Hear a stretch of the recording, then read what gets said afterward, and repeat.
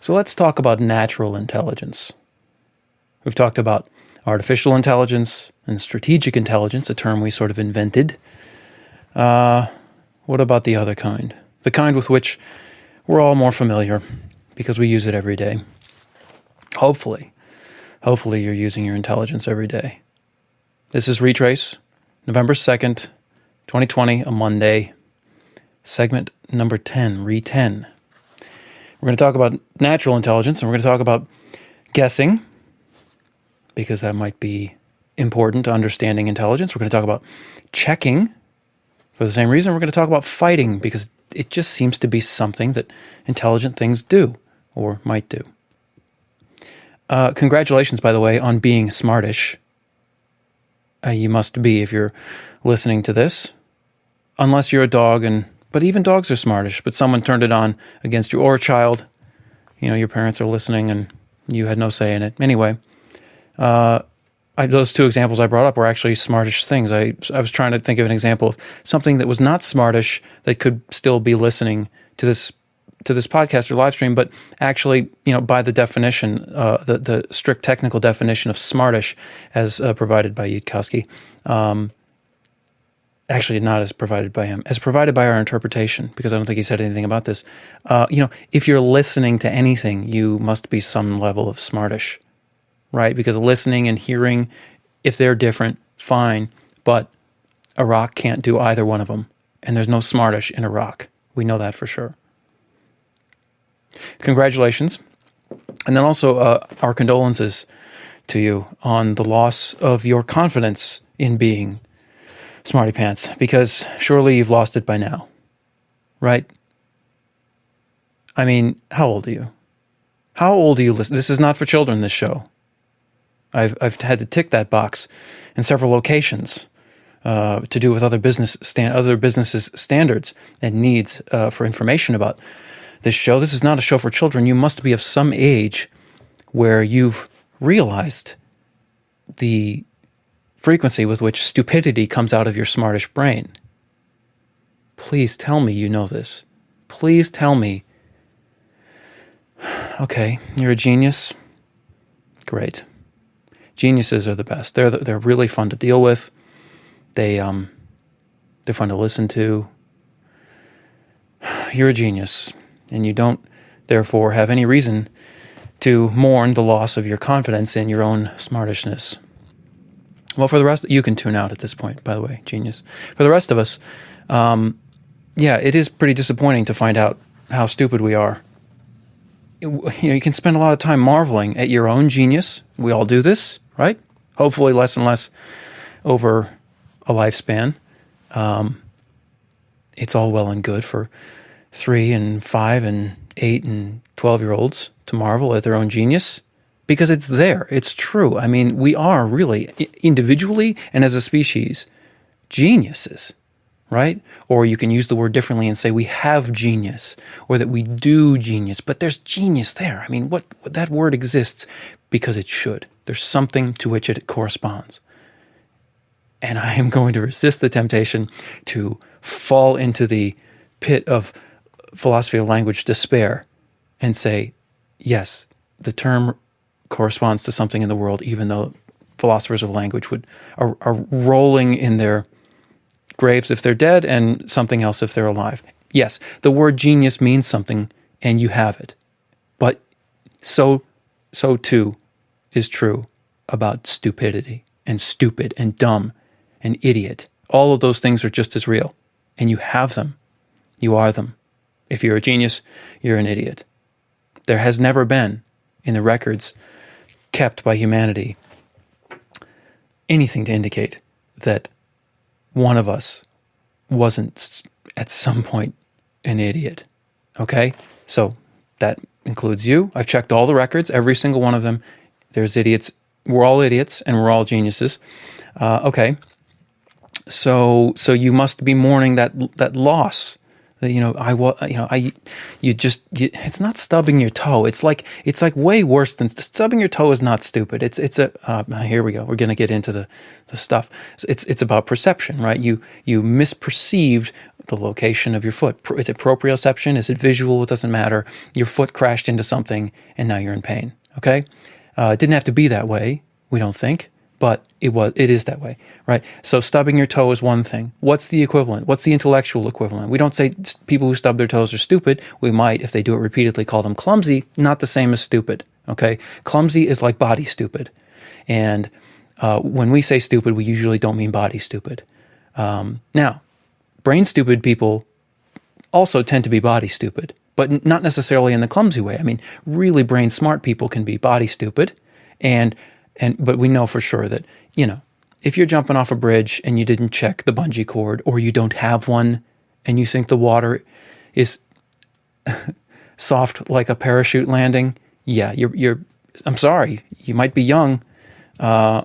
As many, especially boys and men tend to be sort of, I don't know where does it start? Is it brain stupid that leads you to jump off a bridge for the thrill of it or to show off? Or is it body stupid? You just don't realize where your body is or where it's going to be in a few seconds. Something akin to stubbing your toe. Who knows? Okay. The point is, what is the point? I didn't know. Okay. So natural intelligence is not easy to get our hands around. But if you've lived at any length of time, you know that you are not as smart as you thought you were. There are exceptions. There are people out there who just think they think they're geniuses, and these people are amusing. And then, sometimes they get in charge of something, and it's disturbing to the rest of us. Okay. Well, what is intelligence other than this smartish stuff coming out of brains? Well, we can say it's guessing. Guessing correctly. We can say that it's being smart about your stupidness and not fooling yourself, not making intellectual mistakes or procedural mistakes or things to which we're all vulnerable. You don't make those mistakes. You're not particularly good at guessing answers, but you're really good at finding them like a bloodhound, right? Okay, and then there are other sorts of ways we can talk about being smart. But just to be clear here, okay, we, as brilliant as the species is, it's so weird to say the species, we are the species. As brilliant as we are as a group and have been generation after generation, we keep building on making progress and building on the progress that came before us. We have consistently and continue to today and will undoubtedly continue into the future, held very untrue things to be true because we were stupid about them. We didn't do what common sense says you should do when you have a belief. So the big easy ones to grab are astronomy. We went from various systems up to the Ptolemaic. I knew I was going to say Ptolemaic because I'm looking at it on a piece of paper. Ptolemaic, you don't pronounce the P. The Ptolemaic astronomy, I think he was like an Egyptian astronomer. I think he was Egyptian, but there were many Ptolemies. There were like 3 Ptolemies, the elder, the younger, and then the astronomer. I think they're all different people. And anyway, before Copernicus, the Copernican revolution, heliocentrism, as opposed to geocentrism. So the Earth goes around the sun as opposed to the opposite of that. So the Ptolemaic system they called it Almagest. I don't know if Magest, I don't know. Almagest, the greatest. Was the title of his book that sort of codified the system of why the planets and stars move the way that they do. And it's like this sort of complicated, convoluted, epicycles, and these sort of, spheres and rings and things that are in which these heavenly bodies are embedded, and they move because of the just peculiar and scattered geometry of the world in which we live. That's why they seem to, planets, what we know are planets now, they didn't back then, move in a way that's inconsistent with the background of stars. And then why does the sun go this way, and why does the moon go that way, and and all this stuff, right? That's the Ptolemaic system. Copernicus and Tycho Brahe and several other people, come along and put together the data and do the arithmetic and come up with a much simpler explanation for things. Okay, so we should have put together the data and done the arithmetic before Elma guessed, right? But it's hard. It's hard not to be stupid when you're stupid. We're all stupid, and we're just lucky that we're not completely stupid as a species or as individuals. Another example is the germ theory of disease, infectious disease. Before we can't see these things, we need instruments to see them. Just like Galileo needed a telescope to see Jupiter's moons, we need a microscope to see germs. We didn't have that. But even starting in the 11th century, I just brushed up on this.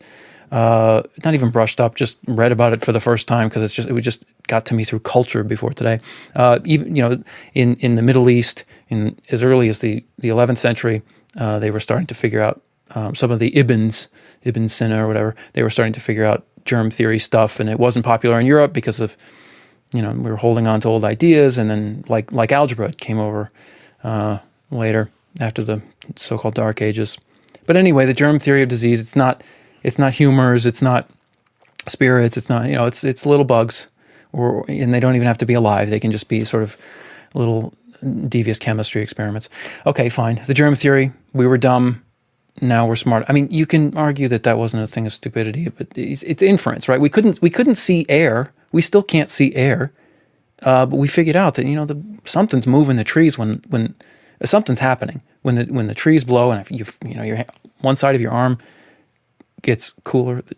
There's something there that we can't see. Now let's think about that. Let's take that seriously. What about, this isn't a great example, but like the bowling ball and the feather, in a vacuum, these things fall at the same time, at the same, accelerate velocity and acceleration, because I don't know. What am I going to talk about gravity right now? The point is they do, but you couldn't tell that. This one was much harder. You couldn't tell that by just dropping a bowling ball and a feather, because obviously the bowling ball goes straight down. The feather, it occupies itself in the air for a little while because wind resistance. Which we can now talk about easily without ever having studied it. I'm talking about these things. I've never studied any of them. I haven't checked Copernicus's model or Newton's work on that model or equations of gravity. I haven't checked any of that stuff against observation. Same with the germ theory. I take antibiotics when I think I have a bacterial infection. I don't take them when I think I have a viral infection, and I think one or the other based on what my doctor tells me, or more likely just some random, the Mayo Clinic page, that these symptoms are probably that. And I haven't checked any of this stuff. I've never in my life, still to this day, dropped a bowling ball and a feather at the same time in a vacuum. I don't know why. I just never find myself in a vacuum.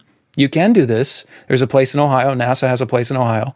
I was just watching a video of it today, where they can drop bowling balls and feathers in vacuums. That's the whole reason they built the place, and they've done it repeatedly. Okay, so someone really had to think smartishly about what they were seeing in order to figure out a better or the best explanation for what's going on out there. Of course, is what we care about on this show. What's going on out there? They had to think about it. They had to be smart, not dumb.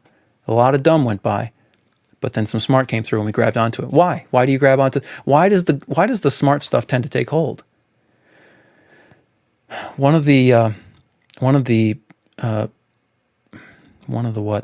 people we're going to hear from today, Richard Feynman, says that it's because the truth comes out. If something's true, it doesn't change. Whereas if something's false or misunderstood or illusion or something, some manifestation of a truth that we don't really get, it changes. It doesn't. It eventually reveals itself to be true, or this idea that you have a belief or something reveals itself to be true or not, because of the nature of the thing you're dealing with. And we're just lucky that nature doesn't change under our feet all the time. It didn't have to be that way, if you can imagine a different universe. Anyway, okay. We're going all over the place, and let's reel it in. Let's start with guessing. Okay, so Horace Barlow said this about guessing. he said the unity behind all intelligence is, quote, the goal of improving the reliability of predictions by exploiting the redundancy of sensory messages. In other words, intelligence helps us to guess right. Now, this is his sort of closing argument or closing statement in a really interesting article about guessing and intelligence in Oxford Companion to the Mind. Is it Companion to the Mind? Yeah, Companion to the Mind, 2004. Horace Barlow. Okay, he says that basically we can think about intelligence as sort of detecting new non-chance association. He calls them associations. We could say patterns, right? New non-chance patterns. Notice the detecting. See margin segment 8 or something, 7 or 8 about. Detecting is not affecting. Effecting or affecting? Both. So you detect a new non-chance pattern in the environment around you. That's one way of thinking about intelligence, according to Horace Barlow, and that the steps involved in sort of making and testing guesses are formulating the guess, checking it, and then elaborating the consequences. Those are the steps.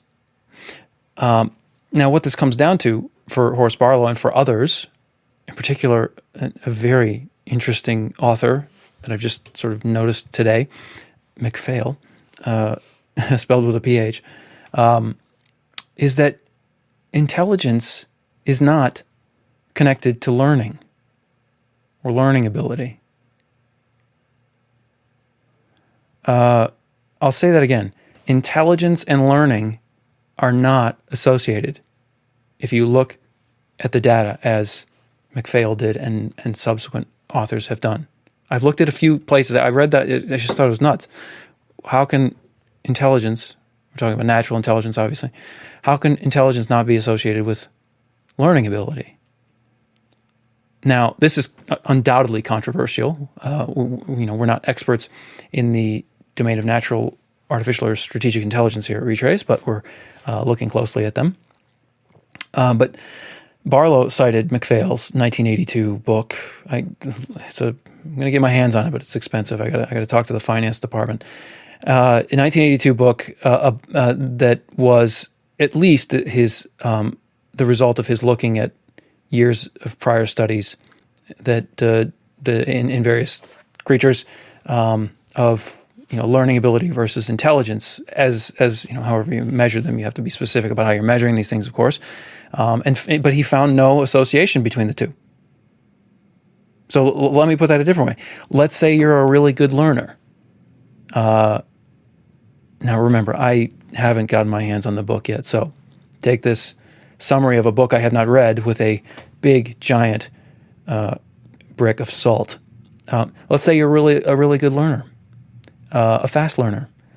Well, depending on how you define that or how you tested it or why you think that, what's the evidence that you've put together that says I am a fast learner, good learner? Let's say that you used a valid measure of it. That wouldn't tell us anything about your intelligence. How can that be? How can that be? What it means when I say wouldn't tell us anything, it's like you could have you and a clone of you, except with the learning thing broken. Okay, so you and your slow learner doppelganger, and you might both be the same. I can't even say it. It's crazy. You might both be the same level of intelligence, or your intelligence as measured by pick your measure, and your measure is a very decisive choice, of course. The measure might be the same. The numbers might be the same. You might both be a 10 or a 6, but you pick things up with no effort, and dim-witted you. Okay, we have to go into that, but we can't today because we don't have the resources. We'll talk to finance. Okay. We'll look at, okay, well, what is intelligence associated? What is it? If it's not learning, what is it associated with? What's the thing that's sort of a hint that there's intelligence or there will be intelligence, some predictor, other than the measurement of it? It's perception. Perception. stubbing your toe. Maybe not the best example, stubbing your toe. But it's the way that Barlow argues it in Oxford Mind here is that intelligence is like our ability to soak up information in the environment and find new non-chance patterns in that information. He calls them redundancies, and he uses that as a technical term from information theory. We're not strong on information theory here at Retrace, so I'm going to leave that, but let's just say redundancies are a technical term, and we'll set them aside. You're soaking up the available information in an environment and detecting. Now, the crazy thing, too, there's so much crazy stuff. So Barlow says, and I'll take his word for it, and he cites sources, but that doesn't mean that he's right. I cite sources, and that doesn't mean I'm right about everything. He cites sources to support this idea that that because of the rigor of information theory, which is mathematical at its heart, Claude Shannon and all that stuff, we tightened this up. Claude Shannon and I tightened this up in the 60s. Because of the rigor of information theory, we can actually define. There's a 0 and a 100. There's sort of like a perfect.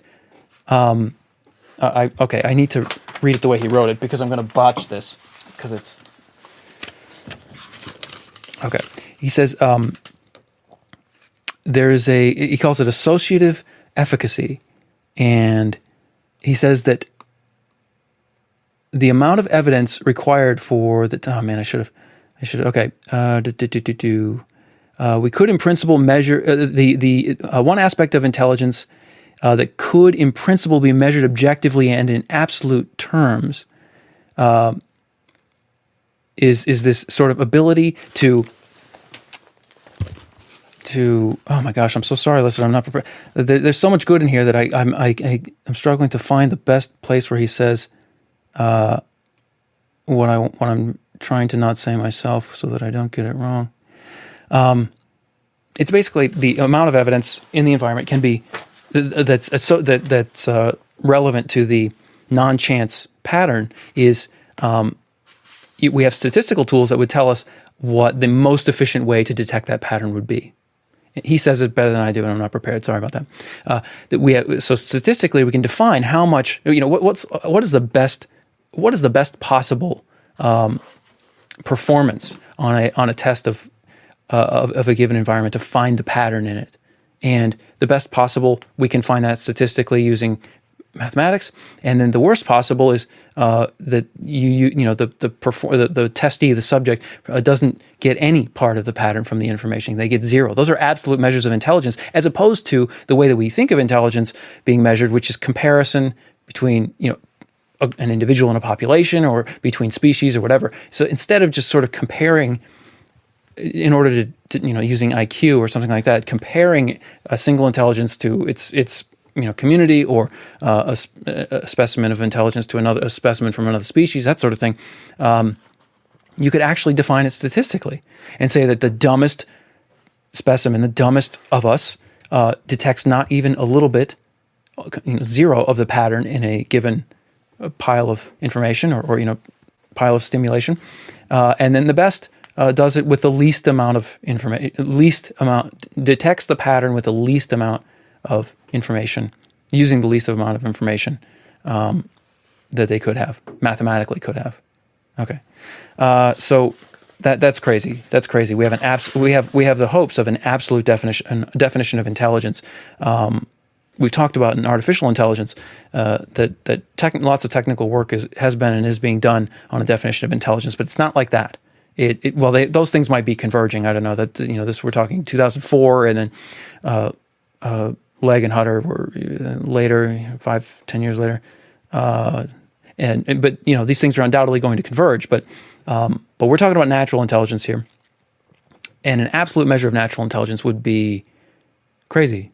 I mean, IQ tests they're strange. They're strange. They might leave you thinking that you can study for them and get the right answers, or that they're biased in some way in favor of people who grow up in certain environments, all that stuff. Now, I'm not saying that I don't have an opinion about it. I haven't looked into it closely enough.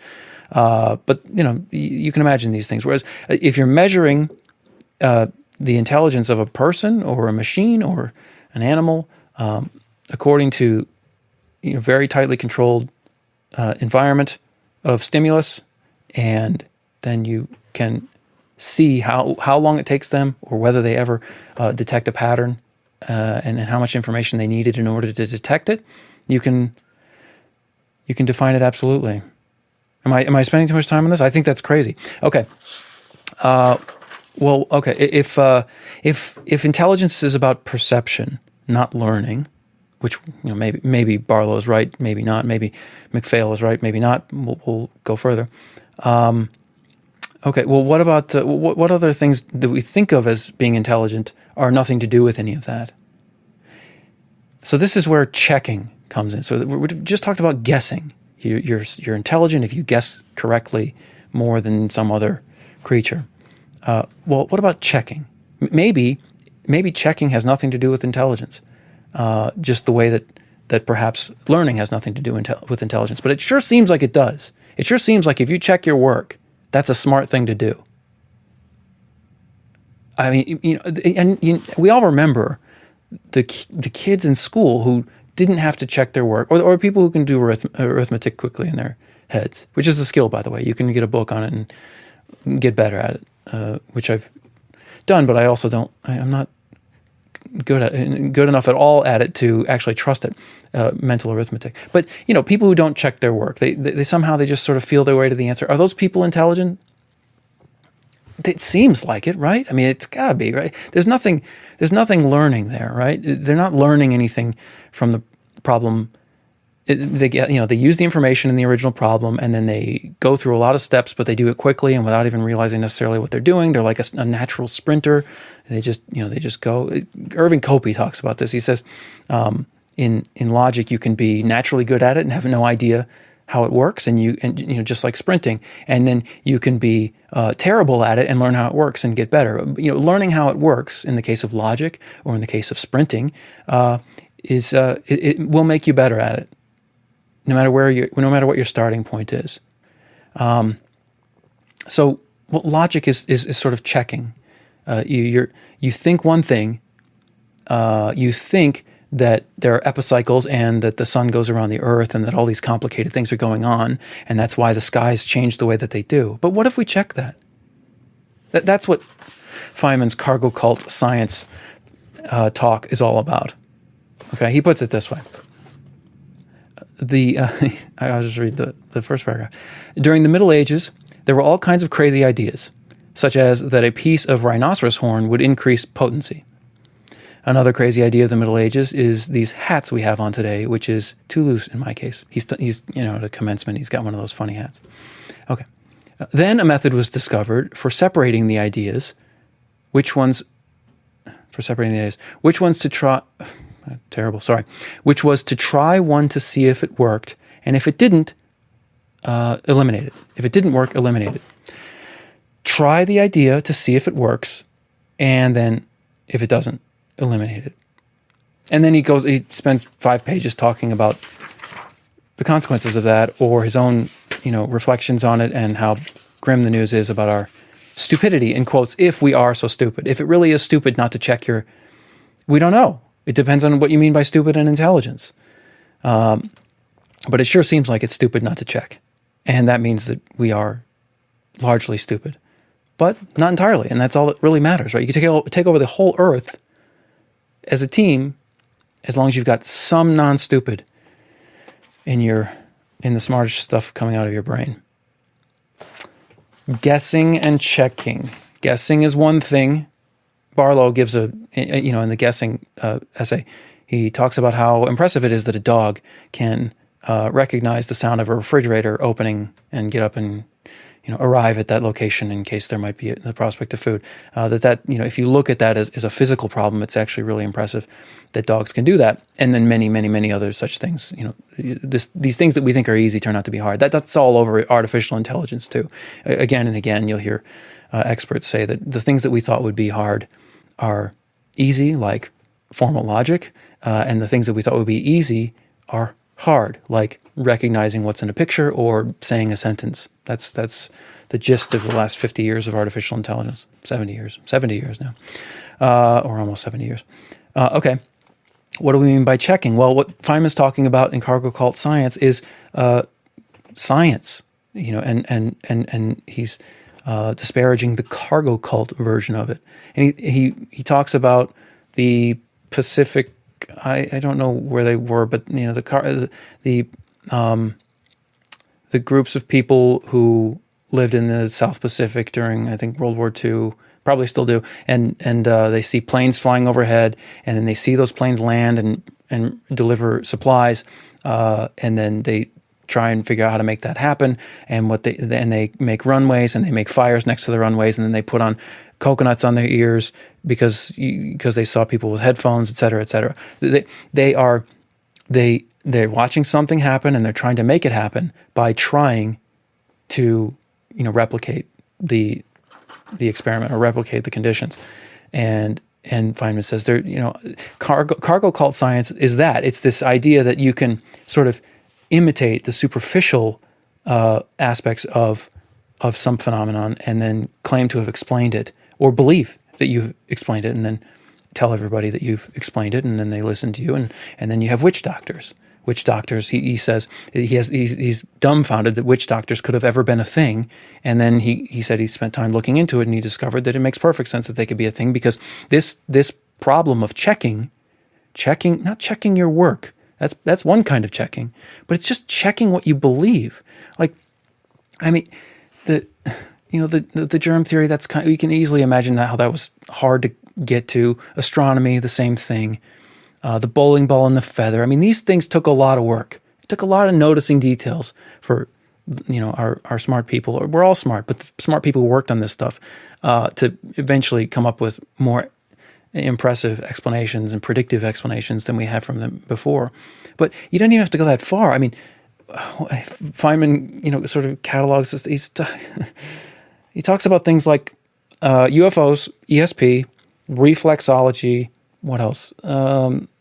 Stuff like that. Okay, fine. Now, you'll know from segment 1 of Retrace that we do not scoff at the idea of UFOs or even ESP. We don't have anything interesting to say about it at this point, but there are interesting things that have been said about it, and we will get to those in due time. Those are to do, I guess, we've put them in strategic intelligence for now. They might become things about natural intelligence, but we're going to leave that there for a moment. Well, you don't have to go, off the deep end, quote unquote, and swim in those waters. He gives this great story. This guy, when it was big to test, psychological ideas on rats, and it's still big to do. I've done it, in school, but it's not what it was once. It's really, really huge as far as novelty. And this guy thought that he could train rats to go into like a hallway, a little rat hallway with lots of doors, and always check the third door down from the door that they arrived, the door from which they arrived. Check the third door down from that on the other side of the hallway for food.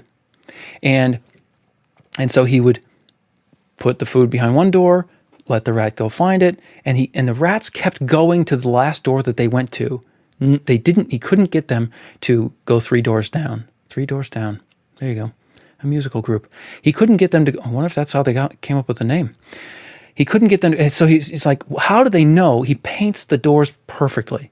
He paints everything, the whole rat maze, the rat hallway. It's just everything's identical.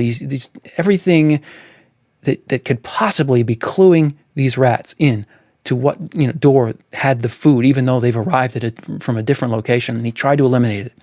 And then he thought, oh, maybe they're looking at the lights of the laboratory and somehow they're orienting themselves. And it's not the hallway that's tipping them off. It's the light. So he covers it, makes it dark. Well, what if they can smell it? Rats can smell better than us, right? Can't everything smell better than us? Not smell better than us, but smell better than us.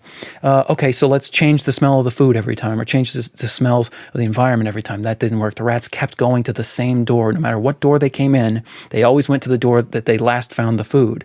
And then he figured it out. It was the floor. They noticed something about the way their foot, the foot falls or the scratching of the nails or something. They could detect sort of there were inconsistencies in the floor. Presumably it was wood or something like that in the floor. So he put it on sand. He put the whole rat hallway on sand and protected it from the light. He just totally isolated it, took out all the stimulation, all of the information about the environment, took it out, and it worked. It worked. He took the information, the environment information out, and it worked. Now, jump back to a minute ago. Guessing, detecting new non-chance associations, new non-chance patterns in an environment. If perception, if intelligence isn't about learning, it's about perception. That makes perfect sense, doesn't it? That the rat is really smart unless you go out of your way, bend over backwards. We'll tell you what that's a very important phrase from Feynman in a minute. You bend over backwards to get rid of all of the clues from the environment that could have helped the rat, that were helping the rat or might have been helping the rat find the food. Eviscerate the environment. Make it a white, make it like the Matrix where it's just white in all directions, except the guns when they come or whatever you're interested in. And the rat can now learn the trick. And it doesn't know where the food is. It can learn the trick, learning, but it doesn't know where the food is. It's not smart anymore. Is that what that means? It's not smart anymore because you took away the environment and we can't be... Smartness is not about learning. It's about perception. It's about the environment, and we're using information that's in the environment efficiently to find patterns that are not chance and that are new. Maybe. Well, okay, now jump back to the Feynman point, which he was not talking about this at all. He was not talking about guessing and intelligence the way that Barlow was, and Barlow wasn't talking about cargo cult science the way Feynman was. Feynman, by the way, 1974. So they're what, 30 years apart, the two papers, essays. Okay, cargo cult science. He says he looked at the literature, the subsequent literature in the field of this rat experiment that this guy did. This guy did grade A science. Awesome. Eliminate every possible explanation or possible variable that might be interfering with your access to the truth about this situation, the rat hallway situation. Get rid of all of it. And it takes a ton of work. It takes work. All the subsequent literature didn't cite him, didn't do what he did, didn't use the sand, didn't block out the lights. All of his followers were not following. They didn't do what they were supposed to do. They weren't checking. They didn't reproduce that experiment to make sure that they could do it. There are two reasons to do that. If you're trying to check, if you're trying to get the right answer, if you're trying to be intelligent, naturally intelligent. One is you want to make sure that the person who says they had the right answer actually did. And two, you have to know that there's not something funny about your setup that's going to lead you to get the wrong answer, even though you're not doing anything. You're not doing wrong what you think you're doing wrong. If you don't reproduce and he gives examples of particle colliders and stuff. Feynman says it's so expensive to redo experiments that it gets discouraged. Collider time is expensive. Used to be the computer time is expensive. It's not anymore. But particle colliders are presumably not going to be desktop items anytime soon. So what do? Well, you can't. It's very hard to get financial support and moral support from your colleagues and peers and superiors if you're going to redo an experiment that's already been done. Because what are they going to say? No, we already know what happens there. Well, do you? Are you sure? What kind of scientists did that experiment? Were they like, his name was Young. I haven't found the paper, but Feynman just refers to him as Young. Are they like Young and his hallway rats? Or are they like everybody else? Not checking their work, not checking their beliefs, not. So, is it smart? Is it intelligence to check? I don't know, but it's science, and hopefully we don't have to argue about the validity of science in terms of its power of discovery and prediction and control of nature. Checking is science. We don't know if it's intelligence. What about fighting? Is fighting intelligent? Is fighting naturally intelligent? Well, maybe half of it is. Fight or flight, right? You're either going to flee. What are you going to fight everybody? Some people do that, and they end up where? Prison, coffins, caskets. Nobody does coffins, right? Except they end up in bad places if you fight everybody. Now, some people seem to fight everybody, and that can be a very profitable impression for a person to give. But nobody fights everybody. You can't. It's a resource constraint. Okay, fight or flight. Which one's smarter? It depends on the environment. Depends on what you're up against. What's the challenge? Fight or flight. I mean, you open up a spreadsheet and it's a mess and you have to clean it up. Fight or flight? Well, you got to fight the spreadsheet. It's not smart to flee it. Although if you can find a way of avoiding it, that's not the same as fleeing, right? A lion, a crocodile within range of you. Flight. Obviously, flight is smarter. But is that really intelligence? I mean, that's like reflexes. The lion and the crocodile. I don't know. Maybe you have... I'm sure there have been humans who... I got this lion. Now, my reflexes tell me that this lion is not as bad as it seems. And, we don't hear a lot from such people. So what happens if you guess, you think you've got the right answer to something, and then you don't check, and then you fight for that answer? Fight on behalf of that answer.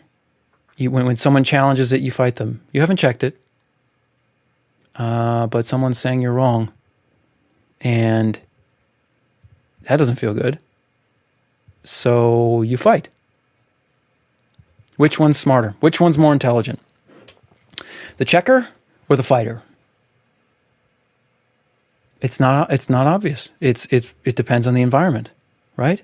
We can imagine times when someone is really, we can imagine somebody being really, really good at guessing, and then we see that they don't check, but they keep getting the right answer, and then they fight for the right answer, and look at them. They're doing well. They're doing well. They got a lot of attention and resources and fitness and all of this wonderful stuff that we all want, right? And then we can imagine the opposite. Someone guessing wrong, checking, figuring out that they guessed wrong, getting better at guessing, or finding the answer by checking, not guessing. What if you get the right answer by checking, not guessing? And then you don't fight. You've got the right answer. These stories pockmark history, don't they? I mean, people who had the right answer but just didn't fight for it. I mean, even Darwin, he wasn't even going to... He was pushed to publish by somebody else. I forget the guy's name.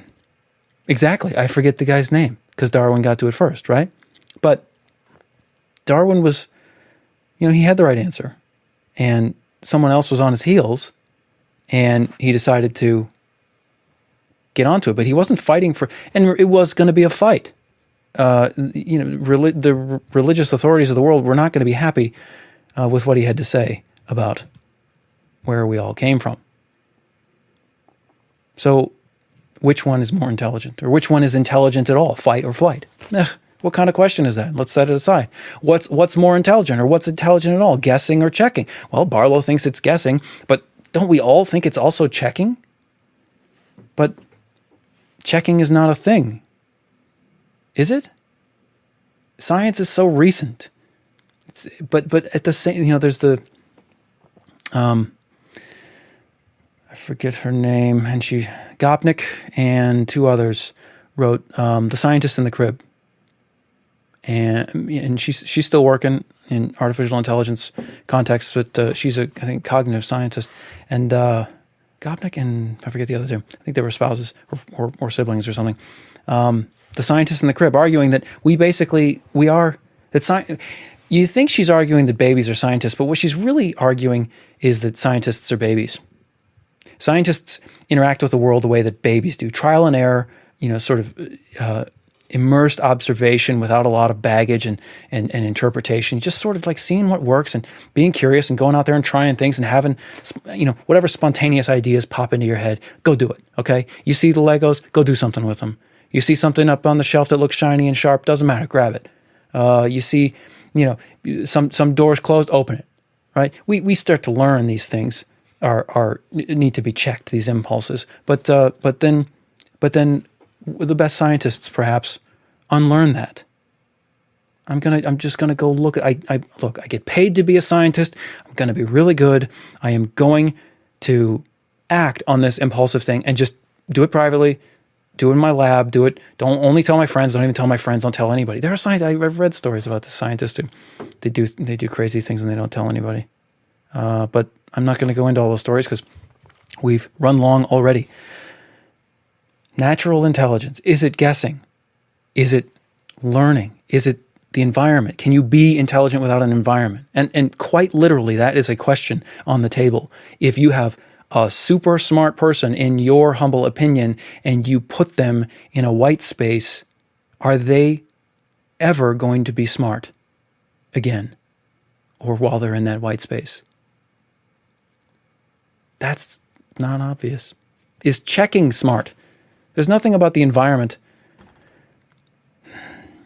Maybe it's this isn't true, but is the environment and how are the environment and science, or the environment of checking your beliefs or checking your work, how are those two things related?